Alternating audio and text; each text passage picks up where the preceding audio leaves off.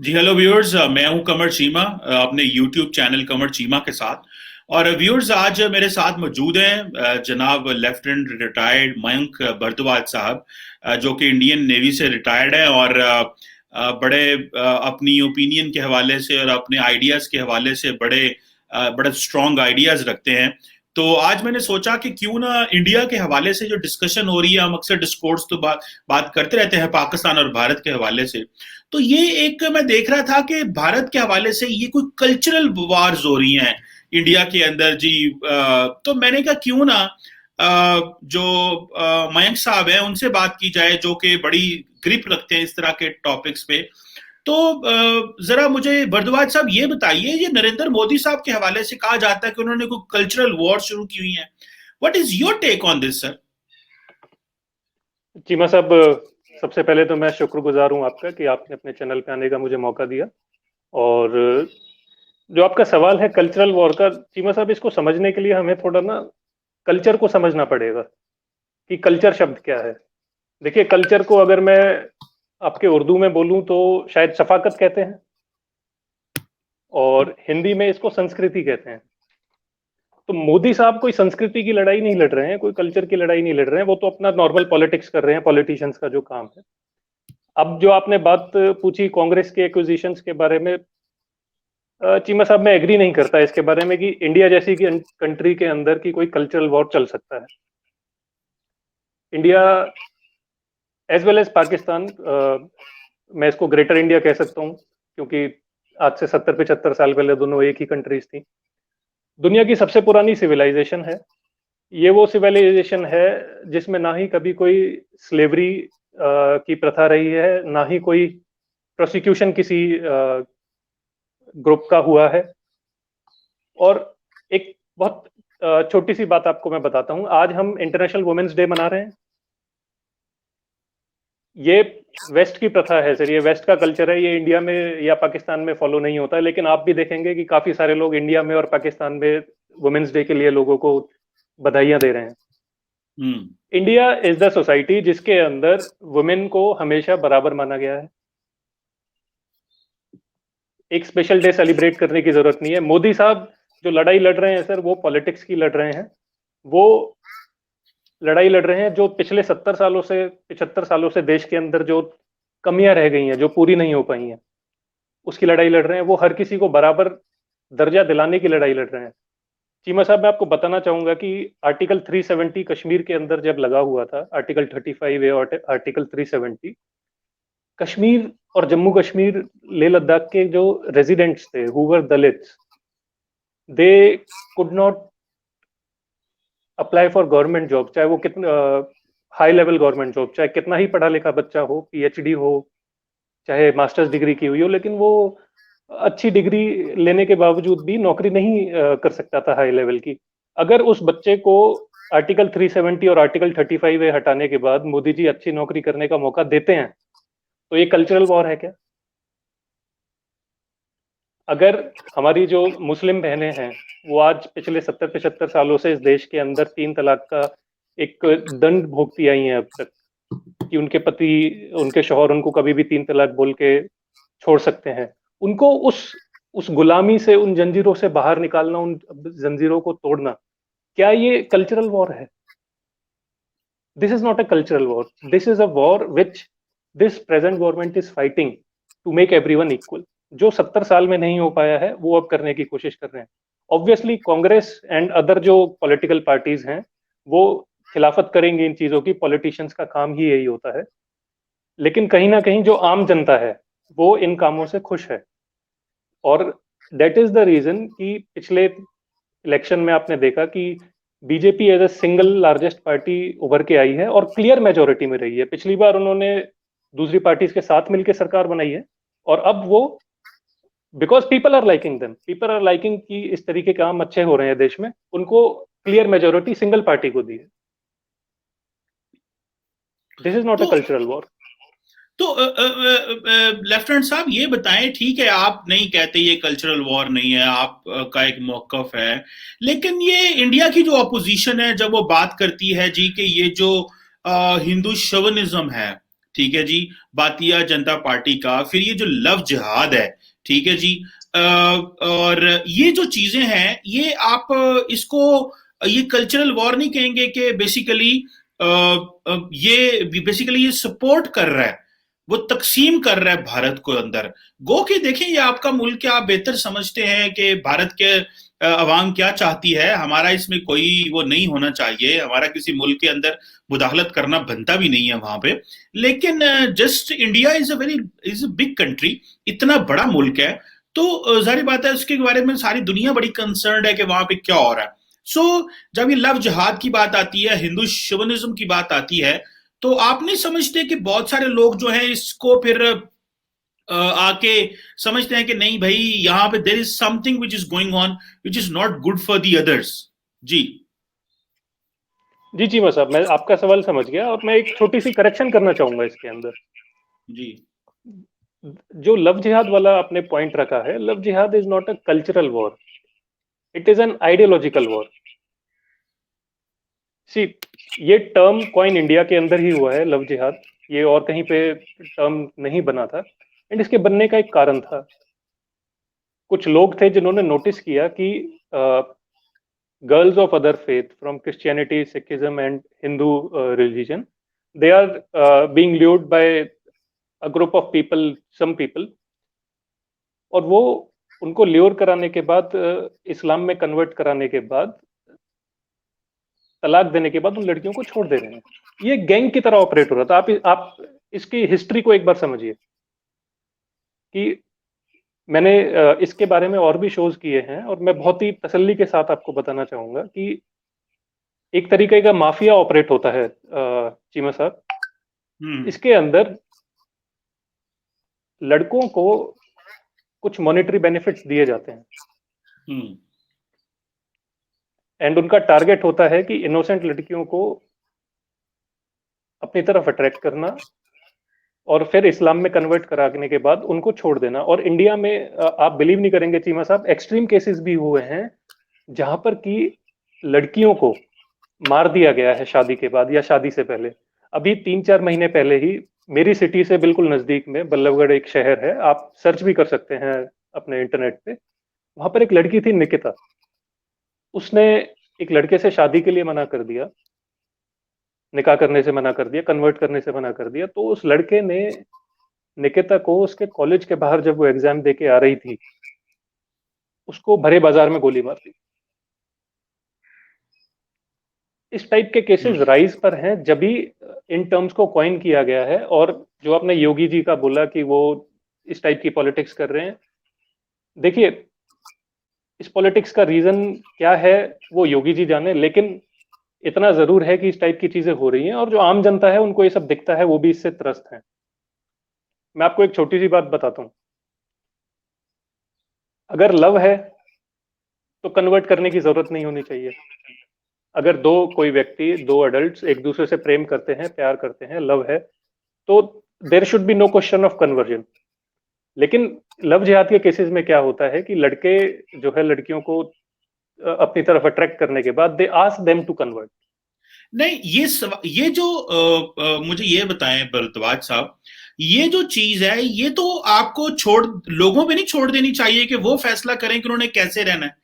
जब आप देखें ये रियासत का क्या काम होता है, देखें अभी तो देखें आपकी जो कल्चरल वॉर्स हैं वो आपकी बॉलीवुड में आ गई, यूनिवर्सिटियों में आ गई, हर जगह पे ये मसला आ गया। तो इसका मतलब ये है कि जो सरकार है वो अपनी वैल्यूज को इम्पोज करना चाह रही है एक सेकुलर सोसाइटी के अंदर। तो जब आप अपने आप को सेकुलर कहते हैं, जब आप कहते हैं कि हमारा देश सेकुलर है, कॉन्स्टिट्यूशन सेकुलर है, तो फिर आप ये लोगों पे क्यों नहीं छोड़ देते कि वो फैसला क्या करेंगे। हम एक इस्लामिक रियासत है, हमारी रियासत ने हम पे हर चीज जबरदस्ती लगा दी। आप एक सेकुलर रियासत है, आप भी अगर जबरदस्ती लगाएंगे तो फर्क क्या होगा। आप ठीक कह रहे हैं, सरकार को इसमें दखल नहीं देना चाहिए और सरकार का कोई रोल भी नहीं बनता दखल देने का। लेकिन चीमा साहब, आप एक बात को समझिए, जब नाजीज को जर्मनी के अंदर, जब नाजीज जो है ज्यूज को मार रहे थे जर्मनी के अंदर, तो ज्यूज को शरण किसने दी, ज्यूज को असाइलम किसने दिया, इंडिया ने। जब वर्ल्ड वॉर 2 के दौरान 1000 पोलैंड के बच्चे पूरी दुनिया दर दर भटक रहे थे, उनको अजाइलम किसने दिया? इंडिया ने। जब पारसीज को ईरान से भगाया जा रहा था, मारा जा रहा था, काटा जा रहा था, उनको सिर्फ एक ही कंट्री दिखी जाने के लिए, सेटल होने के लिए, वो इंडिया थी। मोहम्मद साहब के जो ग्रैंड सन है हुसैन इब्न अली, उनको जब अरेबिक लोग मार रहे थे, उनको भगा दिया था वहां से, उनको शरण किसने दी? राजा दाहिर सेन ने, इंडिया में, आपके सिंध के अंदर। सिंध के राजा थे राजा दाहिर सेन। तो इंडिया बहुत टॉलरेंट सोसाइटी है, चाहे कोई भी रिलीजन हो, कोई भी कास्ट हो, कोई भी क्रीड हो, और दुनिया के किसी भी कोने से। मैंने आपको बहुत पुराने और नए एग्जाम्पल्स के साथ भी समझाया है, हजारों साल पुराने एग्जाम्पल्स के साथ। हम हर किसी को प्रेम के साथ, प्यार के साथ, सद्भाव के साथ रखते हैं और रहना चाहते हैं। लेकिन जब हमारे इस कल्चर का, हमारे इस प्रेम का, जो प्यार के साथ हम सोसाइटी में सबको रख रहे हैं, इसका जब गलत इस्तेमाल होता है, आप समझ रहे हैं मैं क्या कह रहा हूं? मैं समझ रहा जब इसका गलत इस्तेमाल होता है, तो कहीं ना कहीं जब लोग इससे परेशान होते हैं, तो स्टेट को इंटरवीन करना पड़ता है। When the cases of love jihad were rising, government was not interested in doing anything.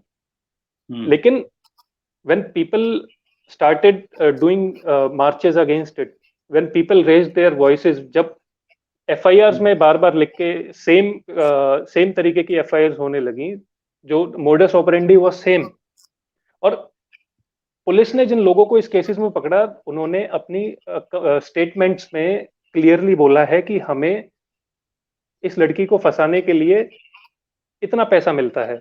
Cheema साहब, आई एम ऑन रिकॉर्ड, और मैं आपके शो पे क्लियरली बोलना चाहता हूं कि लड़कियों के रेट तय किए हुए हैं। अच्छा। अगर आप एक सिख लड़की को कन्वर्ट कराते हैं तो you will get 5 lakh rupees. ये कौन कराता ब्राह्मण है? लड़की, ये कौन कराता है? ये मुसलमान कराते हैं? देखिए, इसमें मुसलमानों को बदनाम करना मैं नहीं चाहता, वो हमारे भाई हैं, लेकिन कहीं ना कहीं से एक जो काम करने का तरीका है, जो मोडस ऑपरेंडी है, वो एक गैंग की तरह है। यानी कि कोई ना कोई व्यक्ति तो इसमें इन्वॉल्व है ना। नहीं तो भरद्वाज साहब, फिर आप क्यों नहीं आप जिम्मेदारी उन पे डालते? जारी बात है, आप डालें। देखें, आई वोंट माइंड अगर कोई बंदा, देखें, अगर कोई हिंदू हो, मुस्लिम हो, ईसाई हो, जीव हो, किसी के खिलाफ इस तरह की घिनौनी कार्रवाई नहीं करनी चाहिए। बेटियां, हम जो देखें, हम कल्चर में जिसमें रहते हैं, वहां हम कहते हैं बेटियां सबकी बराबर होती हैं। ना किसी हिंदू की बेटी ज्यादा है, ना मुसलमान की बेटी कम है, ना किसी सिख की बेटी ज्यादा है, ना किसी हिंदू की बेटी कम है। बेटियां हमारे कल्चर में, मगरब में हम नहीं चाहते, वहां पे क्या होता है और हम यहाँ पे कहते हैं जी बेटियां सबकी बराबर होती हैं। So if it is happening with the Hindus, it must be, those people must be punished. तो आप नाम लेके बताए ना, ताकि हमें भी पता चले। ये नाम भी कोई नहीं लेता, जिम्मेदारी भी नहीं ठहराता, लेकिन आप इन्हें गैंग क्यों कहते हैं? Who is the gang behind it? क्या असदुद्दीन अवैसी हैं? क्या उन जैसे और लोग हैं? कौन है मुसलमानों में जो ये कर रहा है? This should be known to अस।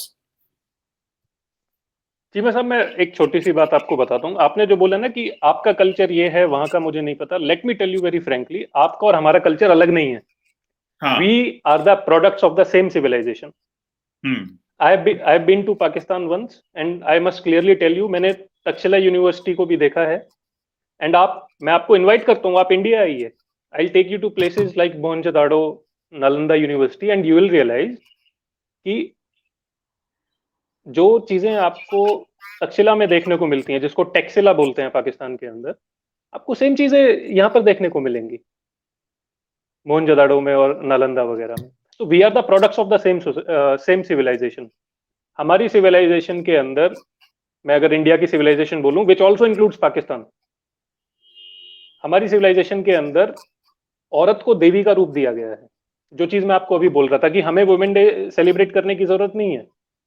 हमारी सिविलाइजेशन के अंदर शिव जी की अगर पूजा होती है, तो पार्वती माता जी की भी पूजा होती है। तो it is the only society, only culture, only religion in the world जिसके अंदर आपको फीमेल गॉड्स देखने को मिलते हैं। अगर राम जी की पूजा होती है, तो सीता जी की भी पूजा होती है। Now question is, if some people are involve in creating ruckus, ये जो प्रेम है, जो सद्भाव है, इसको बिगाड़ने में अगर कोई लोग लगे हुए हैं, and they are operating like a gang. आपने ओवैसी साहब का नाम लिया, मैं बिल्कुल नहीं बोलूंगा कि ओवैसी साहब ऐसा काम कर रहे हैं। He is a member of parliament और वो ऐसा नहीं कर सकते, but there are some people. और क्योंकि ये बार बार प्रूव हुआ है कि इस तरीके से सेम मोडस ऑपरेंडी के साथ केरला के अंदर काम हो रहा है, केरला में लोग कर रहे हैं इसको, और बहुत बड़े स्तर पर वहां पर काम हो रहा है। मैं हरियाणा में रहता हूँ, हमारे हरियाणा में मेवात नाम का इलाका है, वहां पर भी इस तरीके से काम हो रहा है। तो इसको रोकने के लिए सरकार को अब एक रूल बनाना पड़ा है, and the rule is very simple. Rule, Cheema साहब, कोई ऐसा रूल नहीं है कि किसी ने इंटरफेथ मैरिज कर लिया तो उसको गोली मार देंगे या जेल में डाल देंगे। The rule is very simple कि आप सिर्फ शादी के पर्पज से, only for the purpose of marriage, आप रिलीजियस कन्वर्जन नहीं कर सकते। तो मुझे ये बताएं भारद्वाज साहब, इसका इम्पैक्ट क्या हो रहा है? मैं फॉरगेट एक लव जिहाद तो एक चीज है ना, इसको छोड़ दें, कल्चरल वॉर में और बहुत कुछ आता है, लेकिन इसका जो ओवरऑल इम्पैक्ट हो रहा है सोसाइटी के अंदर, मैं देख रहा था वो क्या नाम है उनका, मुसलमानों को, वो सलमान खान साहब हैं जो आपके बहुत बड़े एक्टर हैं, हमारे भी बहुत बड़े एक्टर हैं, हमें भी बड़ा पसंद है यार। ये नहीं कि हमें सिर्फ मुसलमान एक्टर पसंद है, हमें ऋतिक रोशन भी पसंद है, हमें इंडिया में बहुत सारे एक्टर एक्ट्रेसेस पसंद है जो बहुत अच्छा काम कर रहे हैं बॉलीवुड में। लेकिन मैं देख रहा था हमारे वो अपने ही हैं अर्नब गोस्वामी साहब, वो अपने शो में कह रहे थे सलमान कहाँ हो तुम, मतलब वो इस तरह की चीजें, वो आपने देखा, वो मेम्स भी बनी होंगी उनकी, वो निकली होंगी जो बड़ी चली। तो ये जो टारगेट किया जाता है इससे मुसलमानों को इस तरह, अच्छा हर भाई एक्टर की मर्जी है, वो कई चीजों में बोलता है, कहीं में नहीं बोलता, वो अमूमन अवॉइड भी करते हैं, उन्हें पता है यार हम की पॉलिटिकल ना हो जाएं, भारत में बहुत ज्यादा तकसीम है, कोई ऐसी मूवी बना दूंगा लोग हमारे खिलाफ ना हो जाएं। सो वो रिलीजियस भी नहीं होते, पॉलिटिकल भी नहीं होते। तो ये चीज तो मुसलमानों के लिए इस तरह के फिर चैलेंजेस नहीं पैदा होते? आप क्या समझ रहे हैं वहां पे, जहां पे ऑलरेडी सोसाइटी में जो बहुत सारे लोग हमें कहते हैं घुटन है, वैसे हिंदुओं से बात करें तो वो कहते हैं नहीं यार, मुसलमानों को टच करके देखो, सारा मीडिया आपके खिलाफ हो जाएगा, पब्लिक ओपिनियन आपके खिलाफ हो जाएगी। तो ये माहौल किस तरह का है, एनवायरमेंट कैसा है वहां पे? I want to, I wish I was living in India and I could experience this kind of thing, but I am living in a purely an independent society. यहाँ पे अनफॉर्चुनेटली जो हमारी माइनॉरिटीज है वो परेशान होती है मुसलमानों को देख के। To be frank, I would do justice, मैं जस्टिस की बात करूंगा, मैं ये नहीं कहूंगा कि जी यहाँ पे मुसलमान ज्यादा हैं तो माइनॉरिटीज यहाँ बड़ी अच्छी हैं। यहाँ पे ईसाइयों के साथ, अहमदियों के साथ और हिंदुओं के साथ there is no fair treatment, frankly speaking. I would stand with I would clear or say all that with justice. So आप भी काइंडली जस्टिस के साथ बताएं, what kind of an environment Muslims face, ये किस तरह का एनवायरनमेंट होता है मुसलमानों के लिए? मैं चीमा साहब, सबसे पहले तो ना आपको प्रणाम करता हूं और अप्रिशिएट करता हूं इस चीज को कि आप एक बहुत ही फेयर जर्नलिज्म कर रहे हैं। जहां तक मैं आपके सवाल के शुरुआत से ही चलता हूं, जहां तक आपने अर्नब गोस्वामी जी की बात की थी। देखिए, अर्नब गोस्वामी जी का टाइप ऑफ जर्नलिज्म बिल्कुल अलग है, एंड ऐसे जर्नलिज्म की वजह से, जो इंडिया ही नहीं पाकिस्तान में भी कहीं कुछ हद तक इसी तरीके का जर्नलिज्म हो रहा है कि पहले न्यूज होती थी कि लोगों तक खबर पहुंचाना है, न्यूज का मतलब पहले लोगों तक खबर पहुंचाना होता था। अभी न्यूज को ना कन्वर्ट कर दिया है कि खबर तो बाद में पहुंचाएंगे, पहले हम अपना ओपिनियन दे देते हैं लोगों को। आप समझ रहे हैं? And that is the reason मैंने न्यूज देखना बिल्कुल छोड़ दिया। I do not watch news now, क्योंकि मुझे ओपिनियंस नहीं देखने। आप मुझे खबर दे सकते हैं, thank you very much, I will be happy, लेकिन अगर आप अपना ओपिनियन मुझे देखने आएंगे, मुझे आपका ओपिनियन नहीं खरीदना है। And for that particular reason I praised you कि आप बहुत ही अच्छा जर्नलिज्म कर रहे हैं, और लोगों की जो सच्ची आवाज है, सरहद के इस तरफ भी और उस तरफ भी, उसको आप दोनों तरफ पहुंचाने का बहुत अच्छा काम कर रहे हैं। तो I do not agree with the kind of journalism which is happening in India and in Pakistan as well. And ये Arnab Goswami is not the only person, ये सभी लोग इसी तरीके से काम कर रहे हैं। अब मैं दूसरे सवाल पर आता हूं, जिसमें आपने बोला कि मुसलमानों के साथ कैसा ट्रीटमेंट है। देखिए चीमा साहब, इंडिया की जो पॉपुलेशन है वो 135 से 140 करोड़ है, और इसमें अगर हम 15 या 20% के आसपास भी मुसलमान माने तो करीब 25-30 करोड़ के आसपास नंबर निकल के आ जाता है, which is a huge number. Pakistan की आबादी शायद 22 करोड़ 23 करोड़ है, और इंडिया में मुसलमानों की संख्या पाकिस्तान से ज्यादा है। तो पहली बात, जो अनफेयर ट्रीटमेंट वाली बात है, मैं उसके साथ एग्री नहीं करूंगा। And it is not because I am an Indian, it is because कि मैं जिस सोसाइटी में रहता हूं वहां पर ऐसा नहीं होता है। और अगर ऐसा होता होता, अगर अनफेयर ट्रीटमेंट हो रहा होता या उनको दबाया जा रहा होता, तो they population would not be flourishing. हाँ, मैं इतना जरूर कहूंगा कि at times there are some instances, कुछ इंस्टेंसेस ऐसे हो जाते हैं, because we are a very big nation, बहुत ज्यादा पॉपुलेशन है, एंड हर कोई आपकी तरह और मेरी तरह एक अच्छी सोच नहीं रखता सोसाइटी के बारे में। There are some people on both sides, और उसकी वजह से कुछ ना कुछ इंस्टेंसेस हो जाते हैं। And now comes the role of media. Media उन छोटे इंस्टेंसेस को एक न्यूज की तरह ना दिखा के उसको बहुत बड़ा कर देती है, अपना एक ओपिनियन डालने लग जाती है, और इमेज, फिर आपने जैसे बोला ना, पूरी दुनिया भारत को देखती है, वो इमेज वहां से भारत की खराब होनी शुरू हो जाती है। और मैं चीमा साहब आपसे एक बात में डिसएग्री भी करूंगा। मेरे कुछ फ्रेंड्स कोविड से पहले, लास्ट ईयर कोविड आने से पहले, they went to Uzbekistan and they met a group of Pakistani Hindus over there. ये करीब 10-15 लोग यहाँ से एक ग्रुप में गए थे, और जो पाकिस्तानी हिंदूज थे उनका भी 10-15 का ग्रुप। तो obviously when you meet a Pakistani outside India, आप बात करते हैं। तो उन्होंने बात की, एंड मीडिया ने जिस तरीके से दिखाया हुआ है ना कि पाकिस्तान में हिंदूज को किस तरीके से ट्रीट करते हैं, गलत ट्रीटमेंट होता है, दोज गाइस सेड कि we are very much happy in Pakistan.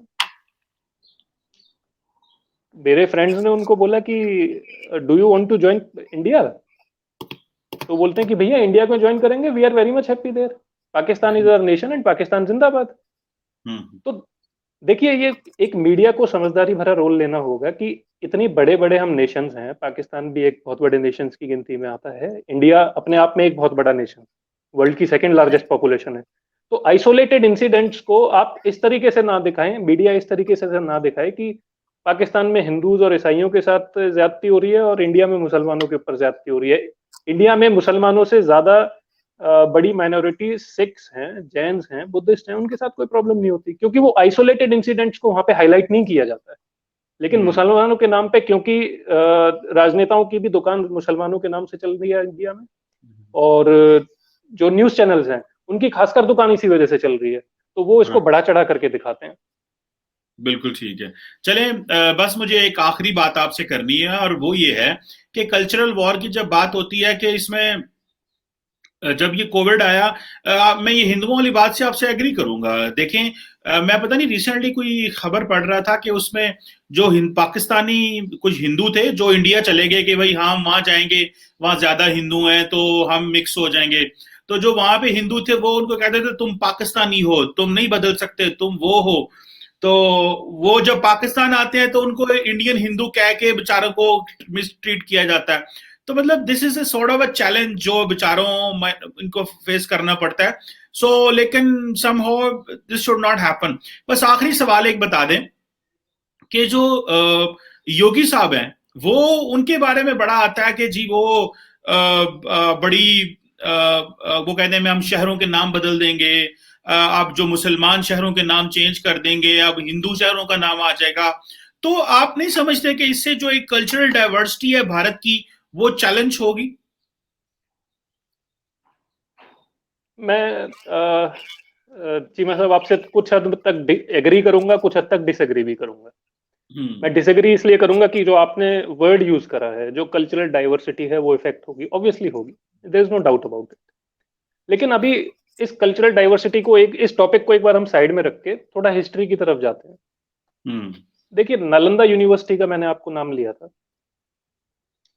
Nalanda university को डिस्ट्रॉय करने वाला जो व्यक्ति था वो बख्तियार खिलजी, शायद कुछ इस टाइप से नाम था उसका। आप जानते हैं नालंदा यूनिवर्सिटी जाने के लिए आपको कौन से स्टेशन पर उतरना पड़ेगा?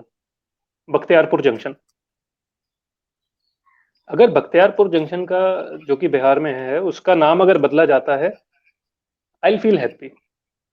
इस कल्चरल डाइवर्सिटी के हटने से मैं खुश होऊंगा, क्योंकि जिस व्यक्ति ने उस सिटी को, उस यूनिवर्सिटी को बर्बाद किया, उसके नाम से तो वो स्टेशन नहीं होना चाहिए।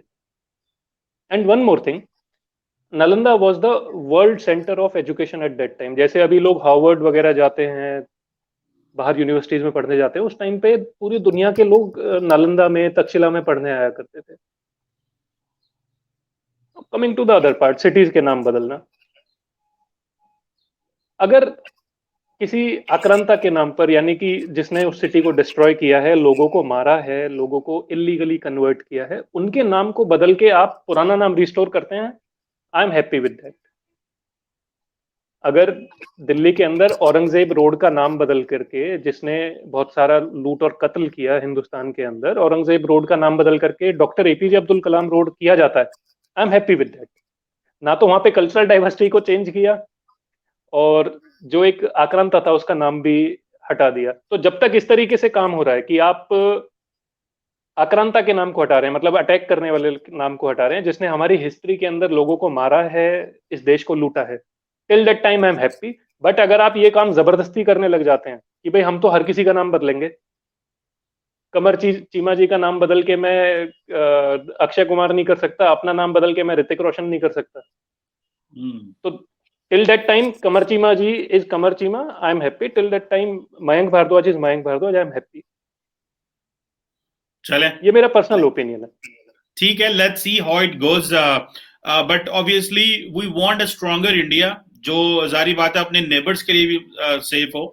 जिस तरह आप चाहते हैं कि मजबूत पाकिस्तान हो ताकि इंडिया के लिए अच्छा हो, इसी तरह हम ये चाहते हैं कि इंडिया भी स्ट्रॉन्गर हो ताकि आपके अपने लोगों के लिए अच्छा हो, and we can move forward with economy अच्छी हो, ग्रोथ अच्छी हो, डेवलपमेंट अच्छी हो, और चीजें अच्छी हो। लेकिन जारी बात है कि we are concern here in Pakistan because India के अंदर एक दाएं बाजू की हिंदू मजहबी एक गवर्नमेंट है, तो हमें बड़ी कंसर्न होती है कि शायद चैलेंजेस ना बढ़ जाएं। इसी तरह आप हमारे बारे में पता नहीं कितने को कंसर्न होंगे, किस हवाले से? जी जी बोले प्लीज। चीमा साहब, बिल्कुल क्लियर करना चाहता हूँ, because I have been to Pakistan also. मैं जानता हूं कि अगर जैसे आपने बोला कि आप इंडिया आना चाहते हैं, मैं अगर आंखों पे पट्टी बांध के आपकी फ्लाइट इंडिया में लैंड करा के इंडिया में कहीं भी आपको ले जाऊं, आपको कोई फर्क महसूस नहीं होगा हिंदुस्तान और पाकिस्तान के अंदर, क्योंकि मुझे भी नहीं हुआ था जब मैं पाकिस्तान गया था। एंड जो आपने बात की ना कि मुस्लिमों को इस टाइप से इंडिया में किया जाता है या इस टाइप की खबरें आ रही है, देखिए ऐसा कुछ भी नहीं है। अगर ऐसा होता तो डॉक्टर एपीजे अब्दुल कलाम हमारे राष्ट्रपति नहीं बनते, प्रेसिडेंट नहीं बनते। इंडिया के अंदर चाहे इंडियन नेवी हो, आर्मी हो, एयरफोर्स हो, a lot of Muslim officers, sellers, airman, जवान सर्व कर रहे हैं, और सबके सब एक साथ एक भाषा में भारत माता की जय बोलते हैं। They are not afraid of anything, anyone is not afraid of anything. अब मैं आपको एक छोटी सी बात बताता हूँ। ओवैसी साहब हैदराबाद से जीत रहे हैं। जब मैं हैदराबाद जाता हूँ, चाहे मैं वहां किसी हिंदू से बात करूं, चाहे मुसलमान से बात करूं, they are happy with his role over there as an MP. आप योगी जी के यूपी में जाइए, हजारों करोड़ों रुपए की जमीन मुसलमानों की जो पहले पॉलिटिशियंस ने कब्जा रखी थी, योगी जी ने उसको छुड़वाया है। Muslims in UP are pretty much happy with the rule of Yogi Adityanath. And I am also happy on one thing कि इमरान खान जी जब से आए हैं, he is also very vocal about minorities. वो विशेष वगैरह भी कर रहे हैं ट्विटर के ऊपर। और जो टेम्पल अभी 2-3 महीने पहले एक खैबर पख्तूनवा में टेम्पल को आग लगा दी थी, उसको डिमोलिश कर दिया था, उसके लिए भी I am pretty much happy and I am thankful to the Pakistan courts and governments कि उन्होंने उसका संज्ञान लिया है और उसको जल्द से जल्द वापस रिस्टोर करने के लिए भी ऑर्डर्स दिए हैं। चले, things will be good, and I hope Bharat और पाकिस्तान में चीजें ठीक हो, और जो भी इस तरह के जो टर्म्स हैं, ये कल्चरल वॉर्स ना ही हो तो अच्छा है। But anyhow, this is a mandate of the elected government in India, whatever they like to do. Thank you very much, Lieutenant retired Mainek Bardwaj साहब, आपके वक्त का, and you try to enlighten us how things are being shaped in India and about this particular idea of cultural war. Inshallah, आपसे बात होती रहेगी, and we will keep talking, hearing, and learning from your experiences. Thank you very much, sir. Thank you very much, Kamarchi sir.